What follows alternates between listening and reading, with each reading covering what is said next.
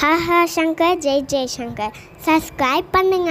ஸ்ரீ மகாபெரிவா திருவடிகள் சரணம். ஹர ஹர சங்கர ஜெய் ஜெய்சங்கர். அனைவருக்கும் பொங்கல் நல்வாழ்த்துக்கள். தை பொங்கல் முடிஞ்சு ஜனவரி 16ஆம் தேதி மாட்டு பொங்கல். பசு மாடு வச்சிருக்கிறவங்க வீட்டில் எல்லாமே களை கட்டும். பசு மாடு அப்படின்றது 33 கோடி தேவர்களும் ஒரே ஜீவனில் வாசம் பண்ணுற ஒரு அற்புதமான ஜீவன். பசு மாட்டினுடைய ஒவ்வொரு உறுப்புகள்லையும் ஒவ்வொரு தேவாதி தேவர்கள் வாசம் பண்ணுறதா ஐதீகம். பசு மாட்டிற்கே உரிய இந்த மாட்டு பொங்கல் நாள் அன்னைக்கு வீட்டில் பசு மாடு இல்லாதவங்க எல்லாருமே இந்த ஒரு பொருளை பசு மாட்டுக்கு நீங்கள் தானமாக கொடுக்கும் பொழுது நோய் நொடி இல்லாத ஒரு ஆரோக்கியமான வாழ்க்கையை நீங்களும் உங்கள் குடும்பத்தாரும் வாழலாம். எல்லா செல்வமும் இருந்தாலும் ஆரோக்கியம் தான் முக்கியம். இந்த பொருளை கொடுக்கறது மூலயமா ஆரோக்கியம் உங்களுக்கு கிடைக்கும். அதோடு கூட நீங்கள் உங்கள் குடும்பம் எல்லாருமே சேர்த்து வச்சிருக்கக்கூடிய ஒட்டுமொத்த கர்மாவையும் கழிக்கக்கூடிய அற்புதமான ஒரு தான முறை. நாளுக்கு எல்லாருமே பசு மாட்டுக்கு சக்கரை பொங்கல்னு கொடுத்து பசு மாட்டுக்கே அந்த சக்கரை பொங்கலை பார்க்கும்போதே பிடிக்காத அளவுக்கு போயிடுங்க.